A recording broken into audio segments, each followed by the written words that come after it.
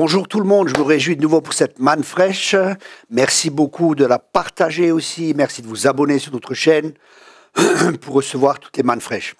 Aujourd'hui, j'ai à cœur un message, comme toujours, qui est important.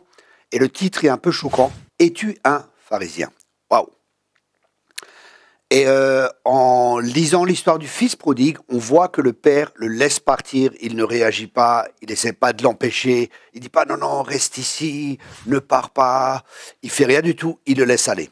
Et je crois qu'il y a deux raisons à cela. Premièrement, Dieu est amour, il ne force personne, il laisse les gens libres.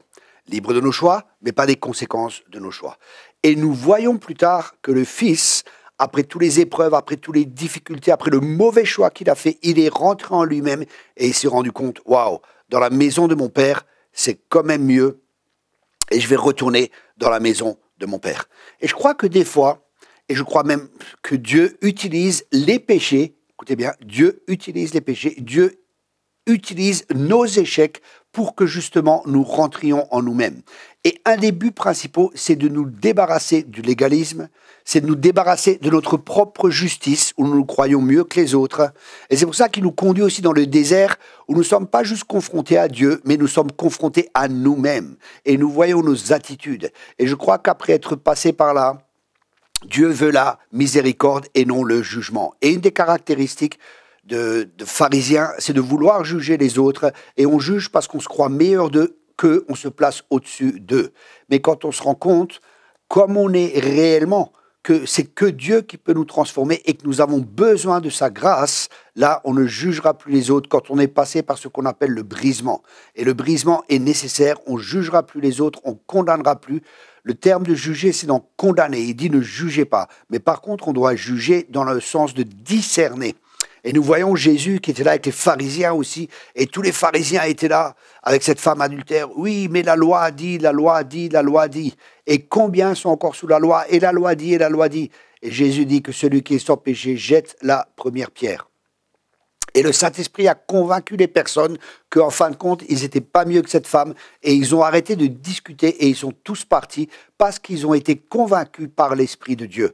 Et Dieu cherche la miséricorde et non le jugement parce que la miséricorde triomphe du jugement.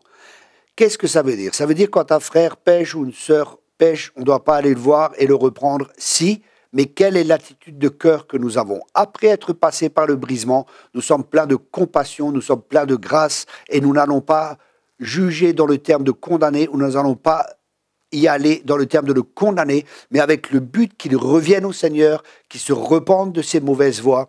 Et c'est une bénédiction. Et on y va rempli d'amour, rempli de grâce, rempli de compassion, parce qu'on sait que s'il n'y avait pas la grâce de Dieu, on ne serait pas mieux que lui, que celui qui est debout prenne garde de ne pas tomber.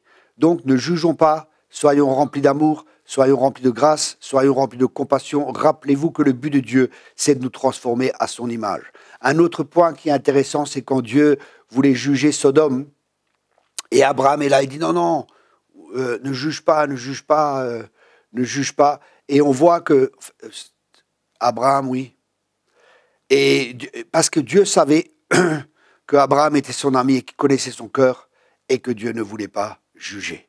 Donc, soyons sages, ne jugeons pas, ne soyons pas comme le fils qui est resté à la maison, qui a jugé son frère, mais tu as vu tout ce qu'il a fait, qu'il l'accusait, tout cela, parce qu'il ne connaissait pas le cœur du Père. Ça aussi, c'est intéressant et c'est important pour l'interprétation des Écritures.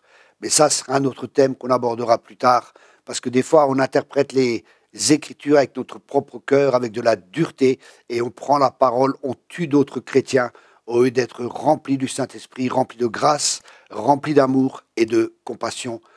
Le but est de ressembler à Jésus. Voilà, soyez tous abondamment bénis. Merci beaucoup.